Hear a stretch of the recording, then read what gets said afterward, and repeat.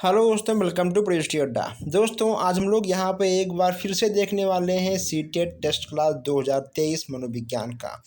जैसा कि आपको मालूम है कि यहाँ पे आपका 6 क्लास स्टार्ट हो चुका है, आपका 5 क्लास हो चुका है टेस्ट का। क्योंकि इस बार आपका एग्ज़ाम 20 अगस्त को होने वाला है, या आपका बिल्कुल आपका new class top selected questions यहाँ पे आपको मैं दे रहा हूँ। आप कहीं भी कोचिंग कर रहे हो, किसी से भी कर रहे हो, ऑफलाइन या फिर आप सेल्फ कर रहे हो, लेकिन टेस्ट आपको हमारे साथ ही देना है, ये मैं आपसे बोल रहा हूँ। क्योंकि इस बार का लक्ष्य है क्योंकि इस बार का जो लक्ष्य है 110 प्लस नंबर। अगर आपको 110% प्लस लाना है तो आपको टेस्ट देना होगा, क्योंकि यहाँ पे आपको सभी क्वेश्चन से टॉप क्लास के मिलने वाले हैं। अगर आप चाहते हो कि हर क्लास हर टेस्ट आप तक सबसे पहले पहुँचे, इसके लिए आपको चैनल को सब्सक्राइब करना होगा तुरंत, और अभी अभी आप पहले सब्सक्राइब करो, फिर आप टेस्ट दो अपना। प्लीज़ आप लोग इस टेस्ट को एक बार अपने दोस्तों के व्हाट्सएप पर ग्रुप में व्हाट्सएप पे उनके शेयर कर दो, ताकि और लोग भी दें और सभी का अच्छा नंबर आए। तो आइए चलते हैं, हम लोग देर न करते हुए देखते हैं आज का टॉप सिलेक्टेड क्वेश्चंस का पहला क्वेश्चन। चलिए आइए। पहला आपका क्या है? पहला आपको यहाँ पर लिखा हुआ दिख रहा है कि निम्न में से कौन सा सिद्धांत बाल विकास में वातावरण संबंधित कारकों को ही महत्व देता है? इसमें आपका क्या होगा? इसमें तो आपका हो जाएगा उत्तर नंबर 2। दोस्तों, इसमें आपका दूसरा बिल्कुल सही हो जाएगा, यानी आपका सामाजिक अधिगम सिद्धांत। नेक्स्ट आपका है, एक शारीरिक विकलांग बालक के लिए विद्यालय में निम्नलिखित में से क्या आवश्यक रूप से होना चाहिए? एक शारीरिक विकलांग बालक के लिए विद्यालय में से निम्नलिखित में से क्या आवश्यक रूप से होना चाहिए? दोस्तों, अगर मान लो कोई विकलांग बालक है, दोस्तों उस बालक के लिए कक्ष में प्रवेश की उचित सुविधा प्रबंध होना चाहिए। दूसरे का आपका पहला बिल्कुल सही हो जाएगा। अब यहाँ हम बात करते हैं क्वेश्चन नंबर 3 की। तीसरा आपका है, आप अपनी कक्षा में से कुछ शिक्षार्थियों को चुनकर 6 महीने में उनमें होने वाले विकास की एक रिपोर्ट तैयार करना चाहते हो, तो इसके लिए आप निम्न में से क्या चुनेंगे? दोस्तों, इसमें आपका हो जाएगा प्रत्येक माह उनकी रुचियां, आदतों, दृष्टिकोण, स्वभाव, व्यक्तित्व, व्यवहार आदि में होने वाले परिवर्तनों की जांच करेंगे। तीसरा का आपका चौथा बिल्कुल सही हो जाएगा। हम यहाँ पे आपको बता दें दोस्तों, हम केवल यहाँ पर आपके आंसर दोस्तों क्वेश्चंस का आंसर पर बात करने वाले हैं, क्योंकि दोस्तों आप लोग ये चीज़ें पढ़ चुके हो, और तो अब टाइम आ गया है कि आपको केवल अपने आप को तौलना है, अपने आप को नापना है कि आपको कितना आ रहा है, कितना नहीं आ रहा है। जो कमियां हैं उसे आप लोग ठीक करिए, और बाल विकास में आप लोग 30 में से 30 करके आइए। चौथा आपका है, बच्चों में खेल उनके सामाजिकरण के लिए क्यों आवश्यक है? बच्चों में खेल उनके सामाजिकरण में क्यों आवश्यक है? वे सभी तथ्य सामाजिकरण के लिए आवश्यक हैं। दोस्तों, इसमें आपका हो जाएगा चौथे में चौथा आपका बिल्कुल सही हो जाएगा। अब हम यहाँ बात करते हैं क्वेश्चन नंबर 5 की। 5 की बात करते हैं हम लोग यहाँ पर, सृजनात्मकता के विकास में सहायक नहीं है। इसमें तो आपका क्या होगा? इसमें तो आपका हो जाएगा भाषण। ओके दोस्तों, खेल, हस्तक्रिया और निर्माण संबंधित क्रियाएं, दोस्तों ये सब आपके दोस्तों बालक को बहुत कुछ सिखाएंगे, बहुत कुछ देकर जाएंगे, लेकिन दोस्तों भाषण से कुछ नहीं। दोस्तों, भाषण से आपका कुछ भी नहीं होने वाला है, यानी आपका 5वें का दूसरा बिल्कुल सही हो जाएगा। अब यहाँ हम देखते हैं 6वां, आपको किसी विद्यार्थी के बारे में यह आकलन करना है कि वह दी गई समस्या के बारे में अपने व्यक्तित्व और मूल दृष्टिकोण को व्यक्त कर पाता है या नहीं। इसके लिए आप किस प्रकार के प्रश्न का निर्माण करेंगे? 6वें में आपका बिल्कुल सही दोस्तों हो जाएगा दूसरा, यानी निबंधात्मक प्रश्न है। ओके दोस्तों, 6वें का दूसरा आपका बिल्कुल सही हो जाएगा। निबंधात्मक से आपको बच्चों के व्यक्तित्व और उनके दृष्टिकोणों की जांच भी हो जाएगी। 7वें का आपका है बालकों के स्वभाव को समझने के लिए शिक्षकों को निम्नलिखित में से किसका अध्ययन करना चाहिए। बालकों के स्वभाव को समझने के लिए शिक्षक को बाल मनोविज्ञान का अध्ययन करना चाहिए। दोस्तों, अगर कोई शिक्षक बाल मनोविज्ञान का अध्ययन अच्छे से किया है तो वह बालक के व्यवहार स्वभाव दोस्तों उनके बॉडी लैंग्वेज से समझ जाएगा कि आखिर बालक क्या चाहता है। अब यहाँ हम देखते हैं क्वेश्चन नंबर 8। 8वां यहाँ देखते हैं दोस्तों हम, निम्नलिखित में से कौन सी अधिगम के आकलन की विशेषता नहीं है। इसमें आपको बताना है कि इन चारों में से आपका कौन सा अधिगम आकलन का विशेषता नहीं है। अगर तो बात करें 8वें की तो 8वें का आपका हो जाएगा चौथा। इनमें सूचना शिक्षार्थियों के द्वारा स्वयं एकत्र की जाती है। दोस्तों, स्वयं एकत्र नहीं होती है शिक्षार्थियों द्वारा। दोस्तों, आपका चौथा बिल्कुल गलत हो जाएगा। अब यहाँ बात करते हैं 9वें की। पूर्ण माध्यमिक कक्षाओं में छात्राएं छात्रों की अपेक्षा अधिक कुशल होती है। दोस्तों, 9वें का आपका पहला बिल्कुल सही हो जाएगा, यानी आपका पठन गति में। दोस्तों, 9वें में आपका पहला बिल्कुल सही हो जाएगा। अब यहाँ हम बात करते हैं क्वेश्चन नंबर 10 की। आपकी कक्षा का एक शिक्षार्थी गुटखा या सुपारी खाकर कक्षा में आता है। आप निम्न में से किसे उसकी इस हरकत का जिम्मेदार मानोगे। अगर कोई बालक है आपकी क्लास में गुटखा सुपारी खाकर आता है, दोस्तों आप किससे जिम्मेदार मानोगे। दोस्तों, उसका सामाजिक वातावरण ही खराब है। दोस्तों, आपको पता है कि अगर बच्चे का सामाजिक वातावरण अच्छा है तो वह अच्छा बनेगा, अगर बुरा है तो वह बुरा बनेगा। दोस्तों, सामाजिक वातावरण मतलब क्या, बच्चा गुटखा सुपारी खाना कब से स्टार्ट किया है, दोस्तों कैसे स्टार्ट किया है, उसके आसपास या फिर उसके घर में कोई गुटखा सुपारी खाता होगा। दोस्तों, इसीलिए वह समाज को देखते हुए सामाजिक वातावरण में आकर बच्चा गुटखा सुपारी खाना स्टार्ट कर दिया है। 10वें का आपका हो जाएगा नंबर 2। अब यहाँ हम बात करते हैं ग्राहक क्वेश्चंस की। दोस्तों चलिए, ग्राहक क्वेश्चंस आपका है शिक्षण को सुचारू रूप से चलाने के लिए एक शिक्षक को अधिक से अधिक प्रश्न पूछने चाहिए, क्योंकि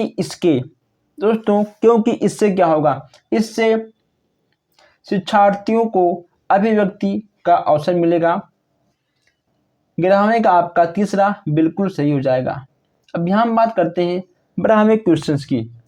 आप अपनी कक्षा के किसी शिक्षार्थी को पढ़ने हेतु उसे प्रेरित करने का कौन सा तरीका उपयुक्त मानते हो। 12वें में आपका उत्तर हो जाएगा चौथा, यानी शिक्षार्थियों के प्रेरकों का मार्गदर्शन करना। ओके दोस्तों, 12वें का आपका चौथा बिल्कुल सही हो जाएगा। यहाँ बात करते हैं 13वें की। किसी बालक के संवेगात्मक अनुभवों के विश्लेषण हेतु उपयुक्त तरीका है, यानी आपका 13वें का उत्तर हो जाएगा तीसरा। दोस्तों, उद्दीपकों की प्रतिक्रिया। नंबर 3 आपका बिल्कुल सही हो जाएगा। अब यहाँ हम बात करते हैं नेक्स्ट क्वेश्चंस की। अधिगम के किस सिद्धांत के आधार पर बालक में भय, प्रेम एवं घृणा के भाव आसानी से उत्पन्न किए जा सकते हैं। अगर दोस्तों बात करें हम 14वें की, तो 14वें में आपका तीसरा बिल्कुल सही उत्तर हो जाएगा, यानी आपका शास्त्रीय अनुबंध से सिद्धांत है, तीसरा आपका बिल्कुल सही हो जाएगा। अब दोस्तों यहाँ हम बात करते हैं क्वेश्चन नंबर 15 की। लॉरेंस कोहलबर्ग ने बच्चों के नैतिक विकास की कितनी अवस्थाएं बताई हैं। लॉरेंस कोहलबर्ग ने बच्चों की नैतिक विकास की कितनी अवस्थाएं बताई हैं। 15वें की बात करें दोस्तों, 15वें में आपका हो जाएगा आंसर नंबर 3। दोस्तों, यहाँ आपके कोहलबर्ग जी ने बच्चे के 3 अवस्थाओं के बारे में बताया है। अब यहाँ हम बात करते हैं क्वेश्चन नंबर 16। अगर दोस्तों हम बात करें 16 क्वेश्चंस की, तो यदि व्यक्ति ने अपने वातावरण से सामंजस्य करना सीख लिया है या सीख सकता है तो उसमें बुद्धि है। बुद्धि की यह परिभाषा किसने दी है? दोस्तों कभी कभी आपके एग्जाम में 1-2 नंबर के परिभाषाएं भी आ जाती हैं। इसमें तो आपका हो जाएगा काल्विन ने दिया था। 17वां आपका होगा, आजकल शिक्षा के विभिन्न आधारों पर विशेष जोर दिया जाता है। आधुनिक शिक्षा प्रणाली के एक सार्थक के रूप में अपने अनुसार बालक की शिक्षा निम्नलिखित में से किस पर आधारित होनी चाहिए? दोस्तों 17वें की बात करें दोस्तों तो इसमें आपको जाएगा नंबर 4, बालक के मूल प्रवृत्तियों, प्रेरणाओं और संवेगों पर शिक्षा आधारित होना चाहिए। 17वें का आपका चौथा बिल्कुल सही हो जाएगा। अब यहाँ हम बात करते हैं नेक्स्ट क्वेश्चन की। 18वें क्वेश्चन की बात करते हैं हम लोग यहाँ पर। तार्किक चिंतन निम्न में से किसका एक आवश्यक अंग है? तार्किक चिंतन निम्न में से किसका एक आवश्यक अंग है? दोस्तों इसमें आपका हो जाएगा दूसरा, यानी आपका समस्या समाधान का हो जाएगा। अब यहाँ हम बात करते हैं 19वें क्वेश्चन की। 19वां आपका है कि एक अध्यापक का मूल उत्तरदायित्व है। एक अध्यापक का मूल उत्तरदायित्व आपका है कि विद्यार्थियों की विभिन्न अधिगम शैलियों के अनुसार अधिगम के अवसर प्रदान करना। दोस्तों यानी आपका 19वां का चौथा बिल्कुल सही हो जाएगा। अब यहाँ हम देखते हैं 20वें क्वेश्चन की। वातावरण वह बाहरी शक्ति है जो हमें प्रभावित करती है। दोस्तों यह कथन किसका है? आप बताना है कि यह कथन किसका है। दोस्तों यह कथन आपका हो जाएगा राज जी का, यानी आपका 20वां का दूसरा बिल्कुल सही हो जाएगा। अब यहाँ हम देखते हैं 21 क्वेश्चन है। 21 क्वेश्चन दोस्तों यहाँ पर हम लोग देखते हैं। 21 आपका हो जाएगा वह अवस्था जो बच्चा तार्किक रूप से वस्तुओं व घटनाओं के विषय में सोचना प्रारंभ करता है। दोस्तों हमने इस क्वेश्चन को कई बार लिया है। इसमें आपका हो जाएगा मूर्त संक्रामक अवस्था, यानी आपका 21 का चौथा बिल्कुल सही हो जाएगा। दोस्तों हम लोगों ने यहाँ पर 21 क्वेश्चंस कर लिए हैं, लेकिन अभी हमने एक भी बार आपसे लाइक शेयर कमेंट करने के लिए नहीं कहा है। दोस्तों अगर आप नए हो, पहली बार देख रहे हो, तो आप हमारे चैनल को सब्सक्राइब करिए ताकि हर क्लास हर अपडेट आप तक सबसे पहले पहुंचे। दोस्तों आपको बता दें कि आप लोग वीडियो को लाइक करिए। आपकी एक लाइक से हमें मोटिवेशन मिलता है ताकि हम ऐसे अच्छे क्लास आपके लिए लेकर आते रहें। ओके दोस्तों, और आप लोग वीडियो को जरूर अपने दोस्तों तक शेयर करिए। अब यहाँ हम देखते हैं 22 क्वेश्चन है। अधिगमकर्ता के आत्म नियमन से क्या तात्पर्य है? दोस्तों यह क्वेश्चन आपका दूसरी बार आया हुआ है। तो इसमें आपका हो जाएगा आत्म अनुशासन और नियंत्रण। आपका 22 का इसमें आपका पहला बिल्कुल सही हो जाएगा। गणित संबंधित समस्याओं को कहते हैं डिसकैलकुलिया। दोस्तों कैलकुलिया जहाँ पे तो आपका गणित आ जाए, जोड़ घटाना, क्योंकि दोस्तों आपके अंक आ जाए, ये सब आपके डिसकैलकुलिया दोष के अंतर्गत ही आएंगे। 23 का आपका चौथा बिल्कुल सही हो जाएगा। अब यहाँ हम बात करते हैं 24 का। ओके दोस्तों, हम यहाँ बात करते हैं 24 का। 24 आपका इसमें आपका होगा किसी बालक के आकलन में संज्ञान का महत्व है। किसी बालक के आकलन का संज्ञान का महत्व क्या है? दोस्तों इसमें आपका हो जाएगा बच्चों के पूर्व ज्ञान की जांच करने में, बच्चों के पूर्व ज्ञान की जांच करने में आकलन के संज्ञान का महत्व है। अब यहाँ हम देखते हैं 25 की। जब कोई बालक अपने काल्पनिक विचारों तथा इच्छाओं भी अभिव्यक्ति करता है तो इस प्रकार का चिंतन कहलाता है। दोस्तों यह आपका हो जाएगा शौली चिंतन। ओके दोस्तों, यानी 25 का आपका पहला बिल्कुल सही हो जाएगा। 6 है, ऐसे शिक्षार्थी जिनकी शैक्षिक उपलब्धि औसत से कम होती है उनकी इस समस्या का प्रमुख कारण नहीं है। दोस्तों जिन शिक्षार्थियों की शैक्षिक उपलब्धि औसत से कम होती है उनकी इस समस्या का प्रमुख कारण नहीं है, आपको बताना है। इसमें आपका हो जाएगा उच्च बौद्धिक क्षमता, यानी आपका नंबर 3 बिल्कुल सही हो जाएगा। अब यहाँ हम देखते हैं 27, संज्ञान का समान बोलचाल में अर्थ है। संज्ञान का समान बोलचाल में अर्थ क्या है दोस्तों? संज्ञान का आपका हो जाएगा जानना। दोस्तों संज्ञान का आपका हो जाएगा जानना। अब यहाँ देखते हैं 28 क्वेश्चन है। ब्रूनर के संज्ञानात्मक विकास के सिद्धांत के अनुसार शिशु अपनी अनुभूतियों को मानसिक रूप से नहीं बनाता। दोस्तों 28 का आपका हो जाएगा चौथा, यानी आपका सूझ द्वारा। तो यहाँ हम बात करते हैं 29 की। 29 की बात करते हैं। डैश शब्द किसी ही प्रकार के आवेश में आने, भड़कने तथा उत्तेजित होने की दशा को सूचित करता है। तो इसमें आपका हो जाएगा दोस्तों तीसरा संवेग। देखिए दोस्तों, भड़कने, उत्तेजित करना, ये सब आपके संवेग के अंतर्गत आएगा। अगर कहीं भी आपको दिख जाए रोना, चिल्लाना, हंसना, दोस्तों ये भी आपके संवेग के अंतर्गत ही आएगा। अब यहाँ हम बात करते हैं 30वां और लास्ट क्वेश्चन की। प्रतिभाशाली शिक्षार्थियों में शिक्षा का सफल कार्यक्रम करने के लिए किस योग्यता का विकास आवश्यक नहीं है? दोस्तों प्रतिभाशाली शिक्षार्थियों में शिक्षा का सफल कार्यक्रम करने के लिए किस योग्यता का विकास आवश्यक नहीं है? इसमें आपका हो जाएगा सामाजिक अनुभवों से दुष्टता। ओके दोस्तों, इसमें आपका नंबर 3 बिल्कुल सही हो जाएगा। बालकों में अधिगम प्रयास हेतु आवश्यक है। दोस्तों आपको इन चारों में से इसमें से आपका केवल एक ही आंसर सही होगा। आपको दोस्तों चारों ऑप्शन अच्छे से पढ़ना है और दोस्तों अच्छे से पढ़ने के बाद तभी आपको आंसर देना होगा। इसमें आपका हो जाएगा पहला, अध्ययन के प्रति उनकी वैश्विक रुचि। अगर किसी भी बालक में रुचि जागृत है तभी वह अच्छे से अधिगम कर पाएगा दोस्तों, तभी वह कुछ भी सीख पाएगा। अगर उसके अंदर रुचि नहीं है तो वह दोस्तों सीखने में असमर्थ रहेगा। अब यहाँ हम देखते हैं क्वेश्चन नंबर 2।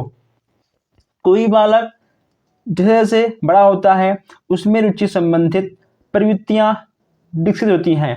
दोस्तों इसमें आपका क्या होगा? दूसरे में दोस्तों आपका होगा सेकंड दोस्तों, यानी आपका नियमित रूप से। दोस्तों नियमित रूप, अगर बालक जैसे जैसे बड़ा होगा दोस्तों वैसे वैसे ही नियमित रूप से उसमें कुछ विकास होते रहेंगे। ओके दोस्तों, वह कुछ न कुछ नया सीखता रहेगा, लेकिन दोस्तों नियमित रूप से। ठीक है दोस्तों, जो काम होगा बालक के अंदर नियमित रूप से होगा। अब यहाँ देखते हैं हम तीसरा क्वेश्चन है। अमूर्त वस्तुओं के विषय में बच्चा कब सोचता है? यानी दोस्तों अमूर्त वस्तुओं के विषय में बच्चे कब सोचना प्रारंभ करते हैं? किस अवस्था में? पूर्ण बाल्यावस्था में, पूर्ण किशोरावस्था में या फिर किशोरावस्था में? इन चारों में से आपको बताना है। दोस्तों आप इसको नोट कर लीजिए, नोट लिखकर दोस्तों, क्योंकि यहाँ से क्वेश्चन आपके जरूर आएंगे। पूर्ण किशोरावस्था में बालक अमूर्त वस्तुओं के विषय में सोचने लगता है। अमूर्त मतलब देखिए दोस्तों, इसमें आपका मूर्त और अमूर्त है। ओके दोस्तों, इसमें आपका मूर्त और अमूर्त दो टाइप का होता है। मूर्त मतलब दोस्तों जो दिखाई ना दे, और अमूर्त मतलब होता है ठीक है जो दिखाई दे। ओके दोस्तों, या फिर इसका उल्टा होगा। आप लोग कमेंट बॉक्स में जरूर इसका आंसर देंगे। अब यहाँ तो हम बात करते हैं क्वेश्चन नंबर 4 की। ओके दोस्तों, अब यहाँ बात करते हैं हम क्वेश्चन नंबर 4 की। चौथा आपका है, मौलिकता का गुण निम्न में से किन बालकों में पाया जाता है? मौलिकता का गुण निम्न में से किन बालकों में पाया जाता है? इसमें तो आपका हो जाएगा आंसर नंबर आपका 3 बिल्कुल सही हो जाएगा। वे बालक जो सृजनशीलता का गुण रखते हैं, उन बालकों में मौलिकता का गुण पाया जाता है। अब यहाँ देखते हैं हम 5वां क्वेश्चन है। जब शिक्षार्थियों की संख्या अधिक हो तो किस प्रकार के प्रश्नों द्वारा उनका मूल्यांकन किया जाता है। दोस्तों पांचवा आपका हो जाएगा दूसरा, यानी वस्तुनिष्ठ प्रश्न। पांचवे में आपका दूसरा बिल्कुल सही हो जाएगा। अब यहाँ हम देखते हैं क्वेश्चन नंबर 6। संज्ञानात्मक विकास को किसने सामाजिक ज्ञान मीमांसा के रूप में स्वीकार किया है? दोस्तों संज्ञानात्मक विकास को किसने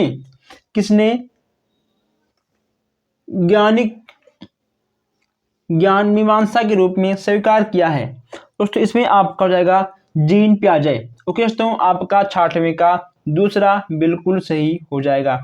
अब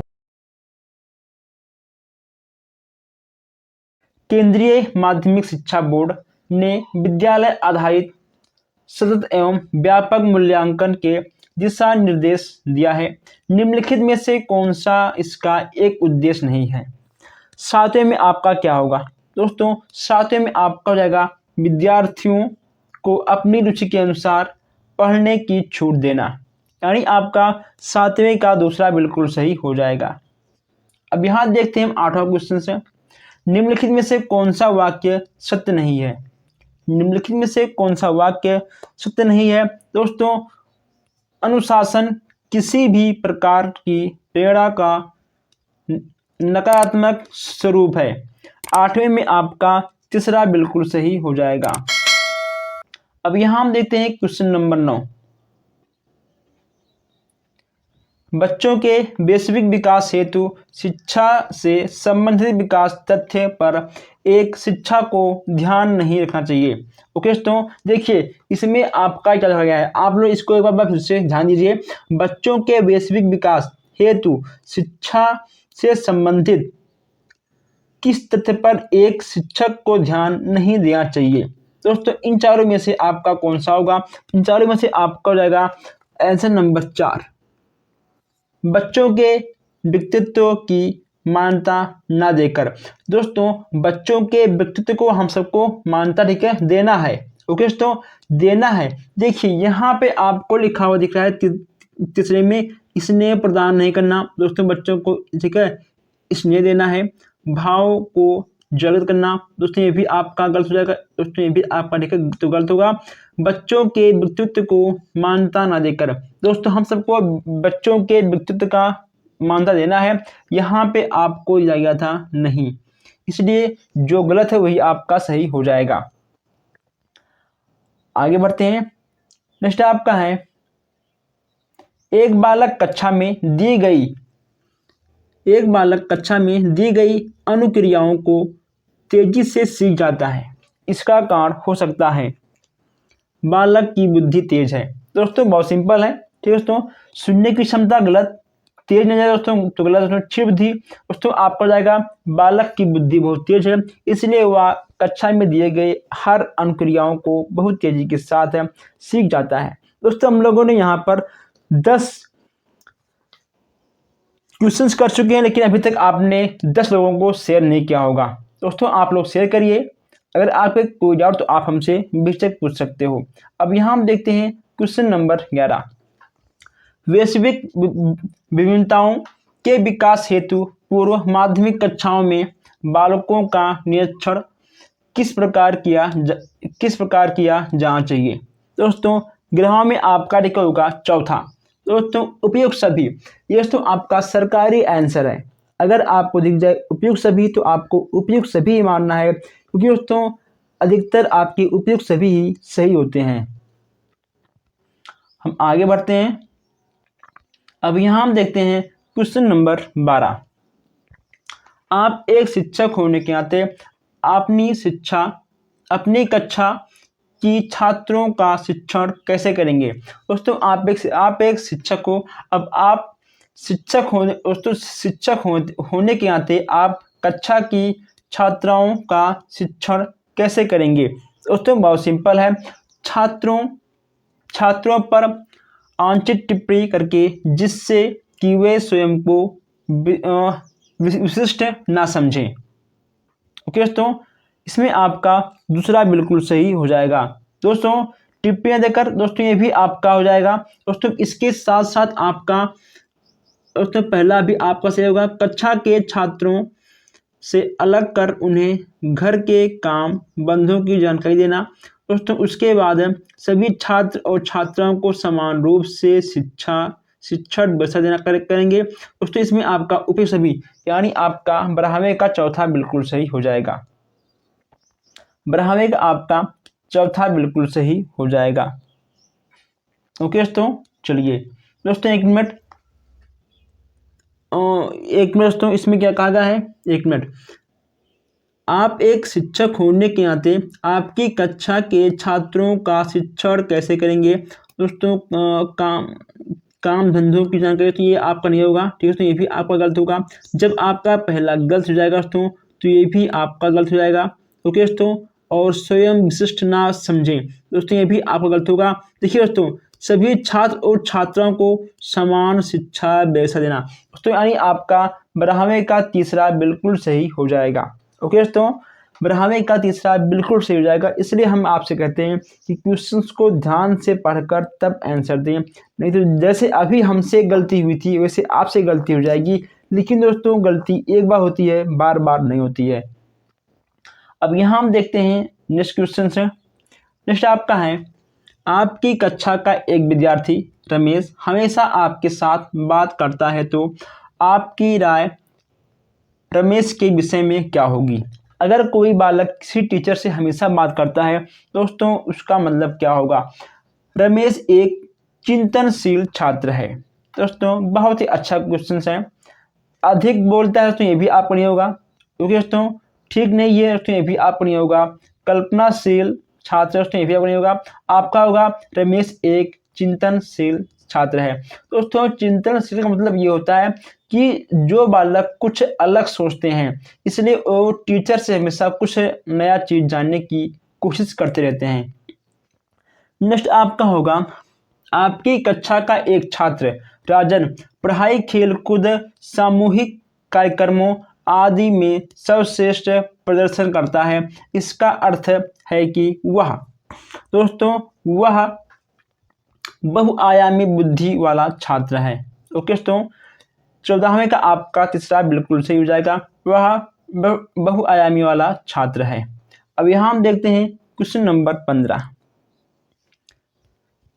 प्रगतिशील शिक्षा के अंतर्गत बालक में आत्मानुशासन के विकास के लिए किस बात पर जोर दिया जाता है। 15वें का आपका उत्तर हो जाएगा, बालकों में उत्तरदायित्व की भावना का विकास करना। दोस्तों आपका 15वें का दूसरा बिल्कुल सही हो जाएगा। ओके दोस्तों, अगर आपका कोई डाउट हो आप मुझसे कमेंट बॉक्स में पूछ सकते हो। आप क्वेश्चन नंबर लिखिए, हम उसे आपको विस्तार से समझा देंगे। 16वें अब दोस्तों हम देखते हैं क्वेश्चन नंबर 16। 16वां आपका है, निम्न में से यह किसका कथन है कि ज्ञानात्मक विकास नकल पर आधारित न होकर खोज पर आधारित होना चाहिए। दोस्तों बहुत ही अच्छी बात है। 16वां का दोस्तों आपका हो जाएगा जीन पियाजे। ओके दोस्तों, आपका हो जाएगा जीन पियाजे, बहुत ही अच्छा इनका कथन था। 17वां का आपका होगा, आप अपनी कक्षा के बच्चों में समाजीकरण की प्रक्रिया को तेज करने के लिए अपना वार्ता करेंगे। दोस्तों आप अपनी कक्षा के बच्चों में सामाजिकरण, दोस्तों आपको अपने कक्षा में बच्चों के सामाजिकरण की प्रक्रिया को तेज करने के लिए दोस्तों क्या करेंगे। दोस्तों क्या करेंगे दोस्तों, इसमें आपका होगा कि आप बच्चों से स्नेह और सहानुभूति पूर्वक व्यवहार करेंगे। समावेशी शिक्षा का उद्देश्य क्या है। दोस्तों इसमें क्या होगा, बहुत दोस्तों सिंपल है। समान बालकों के साथ अच्छे बालकों की शिक्षा व्यवस्था उपलब्ध कराना ही एक दोस्तों समान शिक्षा हो जाएगा। दोस्तों केवल आपका गलत हो जाएगा, क्योंकि दोस्तों 98 का तीसरा आपका बिल्कुल सही हो जाएगा। इसमें आपका कोई भी शंका शिकवा शिकायत नहीं होना चाहिए। अब यहाँ हम देखते हैं क्वेश्चन नंबर 19।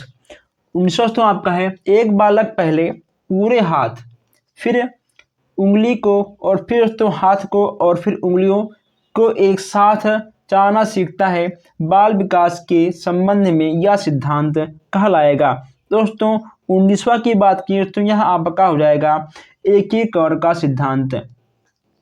अब यहाँ हम देखते हैं 20वां क्वेश्चन है, मानव विकास एक निरंतर चलने वाली प्रक्रिया है, यह विचार किसका है। दोस्तों 20वां में आपका हो जाएगा निरंतरता का सिद्धांत। 20वां में आपका सेकंड वाला बिल्कुल सही हो जाएगा। दोस्तों हम लोग यहाँ पर 20 क्वेश्चन देख चुके हैं। दोस्तों आप लोग चैनल को फिर से एक बार शेयर कर दीजिए ताकि जो भाई बहन छूट रहे हैं वो भी आकर अपना टेस्ट कर लें।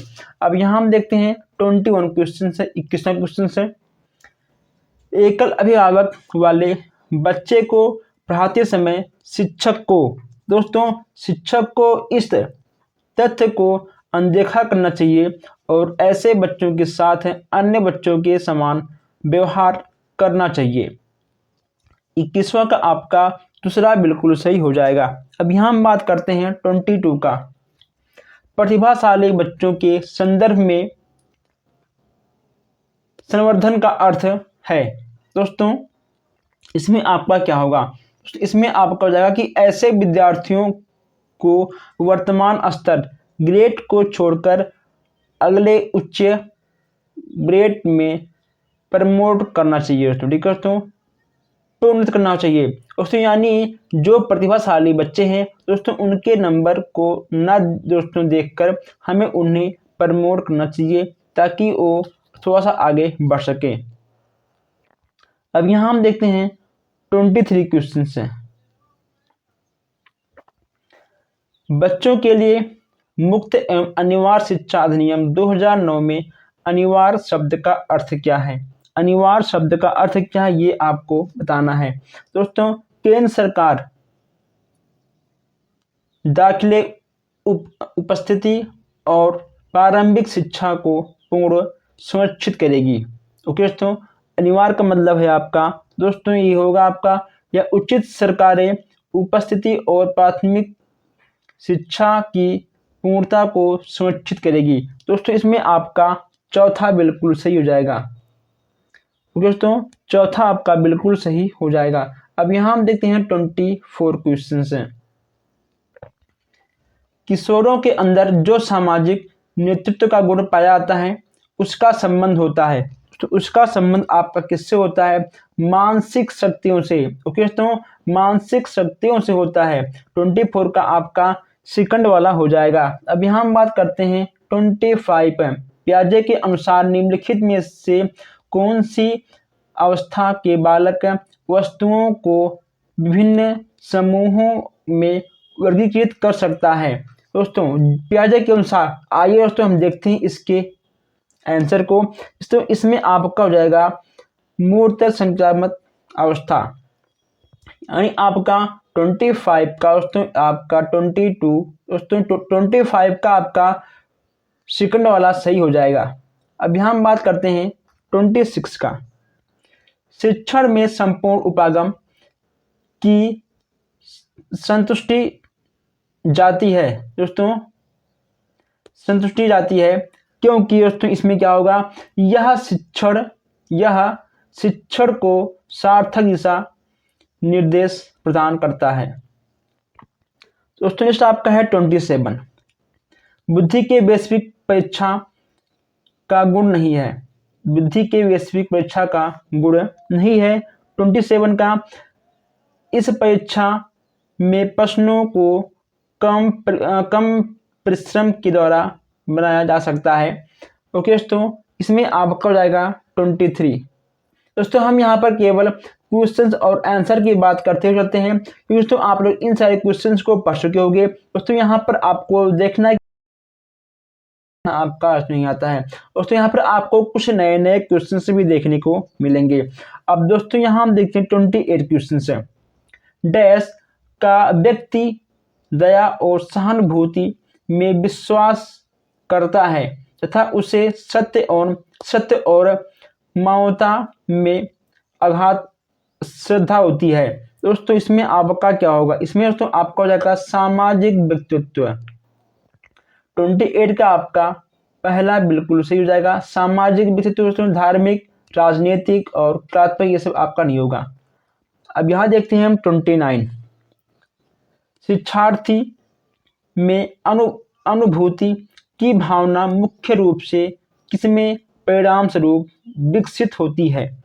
इसमें दोस्तों आपका हो जाएगा मानसिक विकास, क्योंकि दोस्तों शारीरिक, सामाजिक और पारिवारिक नहीं होगा, आपका हो जाएगा मानसिक विकास, पहला आपका बिल्कुल सही हो जाएगा। अब यहाँ देखते हैं हम लास्ट क्वेश्चन से, जब कोई बालक संवेग की अवस्था में होता है तो उसमें प्रायः देखने को नहीं मिलता है या फिर नहीं मिलती है। दोस्तों इसमें आपका हो जाएगा सामान्य व्यवहार, हंसना, रोना, ओके दोस्तों ये सब, उदास होना, ये सब आपके संवेग में आएंगे। आप कमेंट करिए कि आपके कितने क्वेश्चन से सही गए हैं। अगर आपके कोई सवाल हो, कोई जवाब हो, कोई सुझाव हो तो आपका कमेंट बॉक्स खाली है, आप लोग वहां पर कमेंट कर सकते हो। ओके दोस्तों कमेंट बॉक्स आप सबके लिए है तो आप उसका यूज करिए। हम मिलते हैं फिर इस वीडियो में, तब तक के लिए आप लोग वीडियो को लाइक करिए, शेयर करिए और जो हमारे भाई बहन नए और चैनल को सब्सक्राइब करें।